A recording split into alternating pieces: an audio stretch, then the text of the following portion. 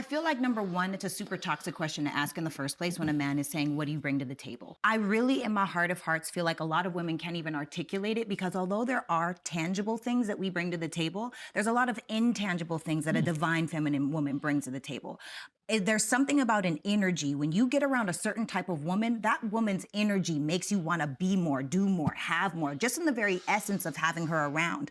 And mostly because that woman understands how to operate around that man. What I mean by that is, you know, there's a lot of women, especially in today's society, that are trying to tell their men, oh, you need to do this, you need to do that. Stop telling that man what to do and start planting seeds so he can feel good when he's doing it, when he's doing the leadership, when he's winning and doing all those things, and you celebrate him like it was his idea. And some people may call it manipulative, and in a sense, it is. However, it's for the greater good of the colony. And I think that when a woman is in her divine feminine and understands how a man operates, and a man can be, by the way, I do have to say this, feminine does not mean female, and masculine does not mean male. Yeah, she feels like she doesn't look at the facts. She feels. And another thing, she arguing using herself as a reference, while the whole point of the discussion is in general.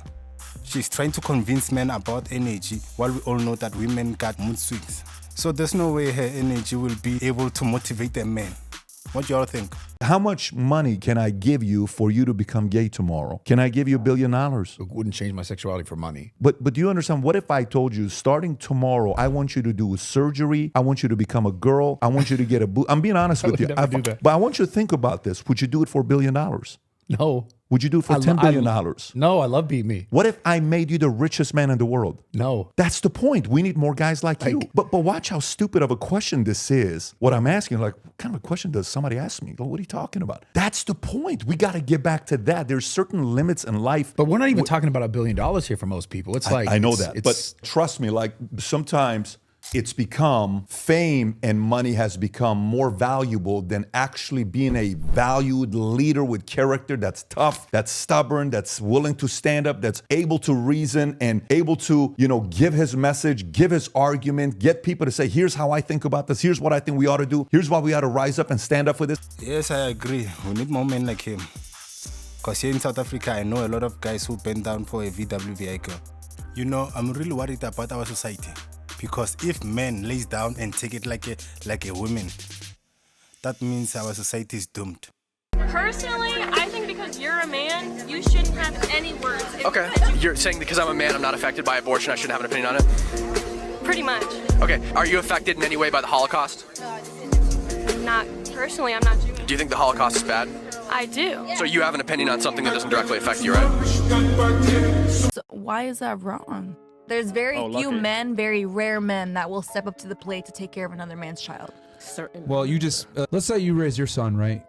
And he became successful, became self-made millionaire, or maybe he became a doctor or a lawyer, right? Making 300, 400K a year, right? Very successful.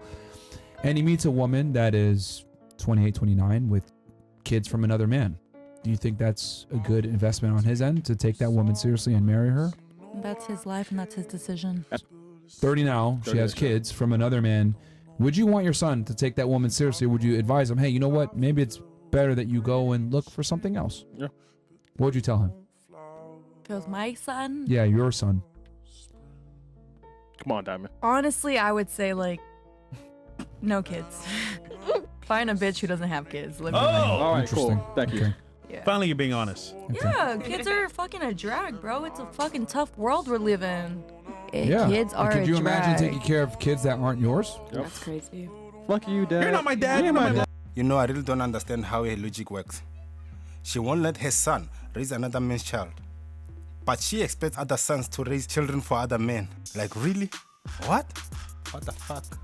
We don't care about your career. I don't care what you do for your career. You can work at McDonald's. It doesn't really matter. All right, but what I'm saying though, like what you want is not what LeBron James want. What all these we all want the same thing. They care about their women incomes. LeBron James is a billionaire. You think he cares? Y'all really are wrong, and y'all thinking like the men y'all are on yourselves. You're thinking as a man as yourself. Let's generalize. All the other men. Exactly. There's multiple men here. Donald Trump is not dating no random ass bitch.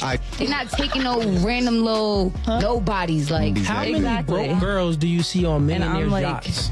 and getting flown out. We don't see rich girls flying niggas out. It just doesn't happen. It don't happen. It happens the other way around. So sorry, ladies, you're incorrect. We don't care about your income. That's facts. We don't care. It's not on our top list at all. It's not. We don't want you to have any promiscuous past if we're going to take you seriously. We don't want no woman to have any promiscuous past. You on a stripper pole, we probably not going to wife you up. That's in general with all ideal men. We all want a soft, feminine, submissive, dutiful woman. Another one speaking while she should be listening. I mean, there's a man telling her what's happening in black and white. She's telling them a lie that she was told. I mean, how can you argue while the very same person you are arguing with is the person you want to impress? Come on, ladies, you can do better.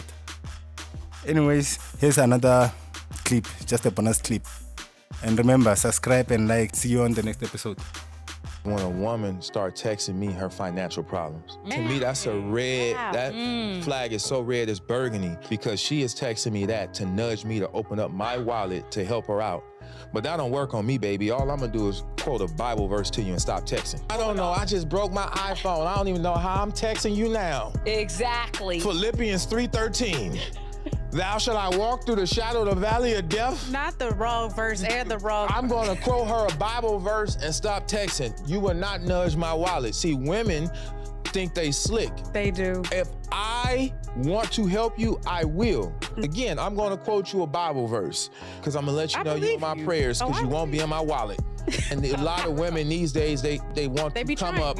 For me, it's a different situation than men like me, and you have to be careful for that, because again, if you give too much to a woman too fast, she's gonna fall in love with your hand and not your heart, and that relationship will perish.